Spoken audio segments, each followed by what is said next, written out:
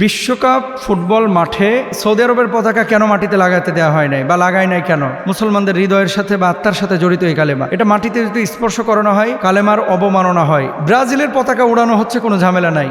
আর্জেন্টিনার পতাকা ঝামেলা নাই, পর্তুগালের পতাকা ঝামেলা নাই। কালেমা খচিত কোনো পতাকা উড়াইলে অনেকে জঙ্গি তকমা দেয়। যে ব্যক্তি অন্তরে বিশ্বাস করেছে, মুখে স্বীকার করেছে, কালেমার দাবিটাকে কার্যক্ষেত্রে বাস্তবায়িত করেছে, আল্লাহ তাআলা কিয়ামতের ময়দানে তাকে বিনা হিসাবে জান্নাতের ব্যবস্থা করে দেবেন। সম্প্রতি বিশ্বকাপে সৌদি আরব এবং ইরাকের পতাকা মাটিতে লাগতে দেওয়া হয় নাই।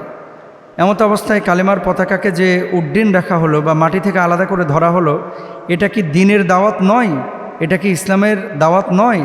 ভাই, আসলে সৌদি আরবের পতাকা কেন মাটিতে লাগাতে দেওয়া হয় নাই বা লাগায় নাই কেন? পরামর্শক যারা ছিলেন মুসলিম, এরা হয়তো বা বলছেন যে এটা লা ইলাহা ইল্লাল্লাহ লেখা আছে, কালেমা, মুসলমানদের হৃদয়ের সাথে বা আত্মার সাথে জড়িত এই কালেমা, এটা মাটিতে যদি স্পর্শ করানো হয় কালেমার অবমাননা হয়, এই জন্য মাটিতে লাগাতে দেন নাই বা লাগান নাই। এখন এটাকে দ্বীনের দাওয়াত আপনি যদি মনে করেন, এটা আসলেই পূর্ণাঙ্গ দাওয়াত বলা যাবে না, কারণ এটা তো ফুটবল মাঠ। তবে হ্যাঁ, একটা মেসেজ বিশ্ববাসীর কাছে গিয়েছে।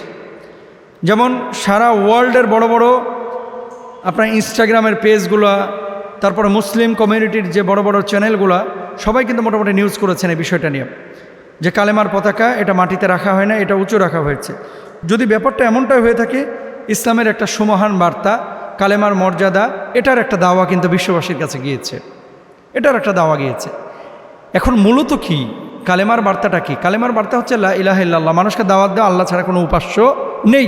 এখন সৌদি আরবের পতাকায় কালেমা থাকার কারণে সারা পৃথিবীতে ইচ্ছাই হোক অনিচ্ছাই হোক এই দাওয়াতটা কিন্তু পৌঁছাইছে। আল্লাহর হাবিব সাল্লাল্লাহু আলাইহি ওয়াসাল্লাম বলছেন, মান ক্বালা লা ইলাহা ইল্লাল্লাহ ফাদাখালাল জান্নাত, যে ব্যক্তি এই লা ইলাহা ইল্লাল্লাহ একবার বলবে সে ব্যক্তি আল্লাহর জান্নাতে যাবে।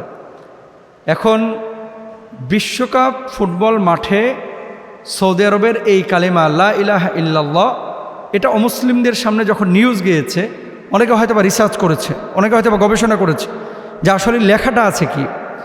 ইরাকের পতাকার মধ্যে কি লেখা? পুরো কালেমা না, ইরাকের পতাকার মধ্যে লেখা আছে আল্লাহু আকবার। তো আল্লাহু আকবার মানে হচ্ছে আল্লাহ মহান। তো মহান আল্লাহকে আপনি মাটিতে কিভাবে রাখবেন? ইসলামের সৌন্দর্যও কিন্তু এটা, বিউটিও কিন্তু এটা।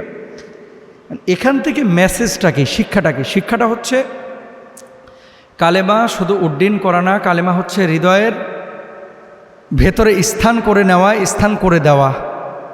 এবং যে ব্যক্তি অন্তরে বিশ্বাস করেছে, মুখে স্বীকার করেছে, কালেমার দাবিটাকে কার্যক্ষেত্রে বাস্তবায়িত করেছে, আল্লাহ তাআলা কিয়ামতের ময়দানে তাকে বিনা হিসাবে জান্নাতের ব্যবস্থা করে দেবেন। সুবহানাল্লাহ।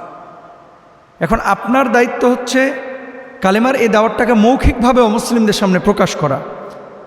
অমুসলিম দেশে যদি তারা কালেমার পতাকাটাকে এভাবে আলাদা করতে পারে, মুসলিম দেশে অমুসলিমদের সামনে আপনি কেন কালেমার পতাকা বা কালেমার দাওয়া মানুষের সামনে পৌঁছাবেন না?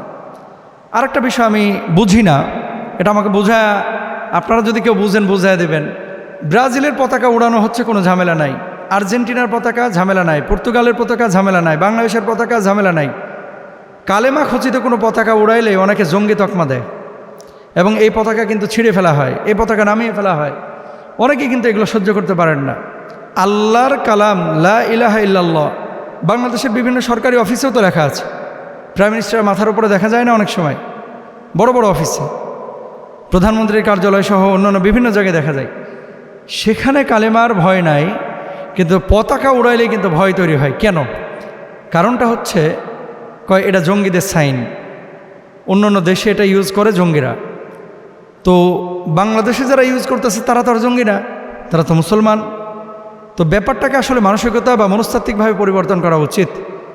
আমাদের কালেমা আমাদের হৃদয়ে থাকবে, আমাদের কালেমা আমাদের পতাকায় থাকবে, মানে ব্যক্তিগত পছন্দের পতাকায়। যেমন আর্জেন্টিনা ব্রাজিলকে আপনি পছন্দ করছেন, আমাদের পতাকা আমাদের কর্মে থাকবে, আমাদের কালেমা আমাদের ধ্যান জ্ঞান সব কিছু থাকবে, এমনটা আমরা চাই। আল্লাহ তাআলা আমাদেরকে বোঝার তৌফিক